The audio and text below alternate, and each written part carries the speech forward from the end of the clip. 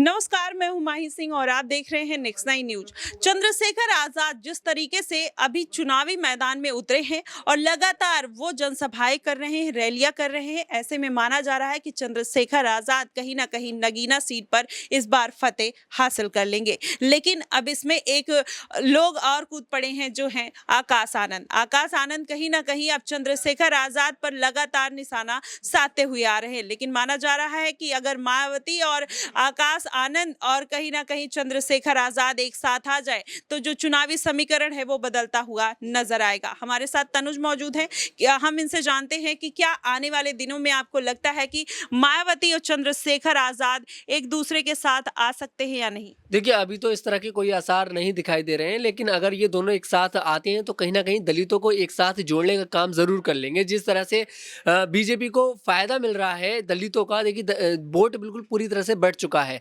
आज़ाद भी मैदान में है, मायावती भी मैदान में है और स्वामी प्रसाद मौर्य भी मैदान में है। उनको नहीं भूला जा सकता, वो भी दलितों को अपने आप को मसीहा बताते हैं, अपने आप को दलितों का।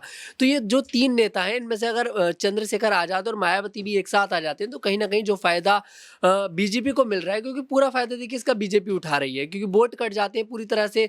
अब चंद्रशेखर आज़ाद तो कहते हैं कि हम हैं दलितों के मसीहा, मायावती कह रही हैं हम हैं दलितों के मसीहा। अब मायावती की जो पार्टी है, बीएसपी पार्टी, एक बहुत पुरानी पार्टी है। ऐसे में चंद्रशेखर आज़ाद के लिए कहीं न कहीं चुनौती जो है वो बहुत ज़्यादा है, अपनी खुद की पार्टी को एकदम से ऊपर तक लेके जाना, जिस तरह की वो बातें कर रहे हैं। हालाँकि देखिए उनका ग्रोथ अच्छा दिखाई दे रहा है राजनीति के तौर पर देखा जाए तो। लेकिन अगर वो मायावती के साथ अपना गठबंधन कर लेते हैं, उनके साथ आ जाते हैं, उनकी पार्टी में आ जाते हैं, तो कहीं न कहीं वो आगे चलकर ज़्यादा अच्छे से ग्रोथ कर सकते हैं और आगे ज़रूर इनके आसार मुझे लगते हैं कि हो सकता है गठबंधन। तो क्या तनुज ऐसा कह सकते हैं कि मायावती अब जिस तरीके से अपनी राजनीति के अंतिम पड़ाव पर चल रही हैं, तो क्या आने वाले दिनों में चंद्रशेखर मायावती का एक बेस्ट विकल्प हो सकते हैं और कहीं ना कहीं जनता उनको अपने प्रतिनिधि के तौर पर मायावती के साथ देख सकती है? देखिए, इसमें ये ऐसा बिल्कुल नहीं होगा। मैं आपको इसका कारण बताता हूँ, क्योंकि परिवारवाद से दूर मायावती भी नहीं है। अगर परिवारवाद से वो दूर होती तो अपने भतीजे आकाश आनंद को वो नहीं चुनती।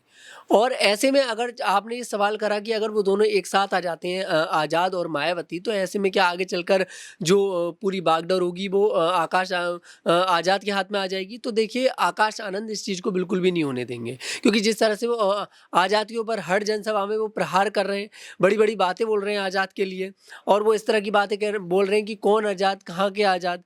तो इस तरह से आकाश आनंद इस चीज़ को आसानी से नहीं होने देंगे। अगर मायावती के मन में थोड़ा बहुत होगा भी, तो इतनी आसानी से ये चीज़ नहीं हो पाएगी आगे चलकर। जी बिल्कुल, जिस तरीके से आज आकाश आनंद ने कहीं न कहीं इन दोनों के बीच में एक दीवार, क्योंकि मायावती ने भी साफ तौर पर कभी आज़ाद के साथ को नकारा नहीं है और आज़ाद हमेशा से मायावती को अपनी माँ और बहन का दर्जा देते हुए नज़र आते हैं। लेकिन ऐसे में अगर ये दोनों साथ आते हैं तो कहीं न कहीं इन दोनों ही पार्टियों के लिए अच्छा संकेत होगा, क्योंकि ये दोनों दलितों के नेता हैं और जनता में जनाधार दोनों का खूब है। जिस तरीके से चंद्रशेखर आज़ाद युवाओं के बीच में लगातार फेमस हो रहे हैं, ऐसे में कहा जा रहा है कि आने वाले दिनों में वो एक बड़ा चेहरा बनकर सामने जरूर आएंगे। अब देखना होगा कि मायावती और चंद्रशेखर आजाद एक साथ आते हैं या नहीं, ये आने वाले दिनों में पता चलेगा। फिलहाल आपकी इस पे क्या प्रतिक्रिया बनेगी, आप हमें कमेंट बॉक्स में जरूर बताइएगा। फिलहाल के लिए बस इतना ही। देश और दुनिया की तमाम खबरों के लिए हमारे साथ बने रहिए नेक्स्ट 9 न्यूज पर।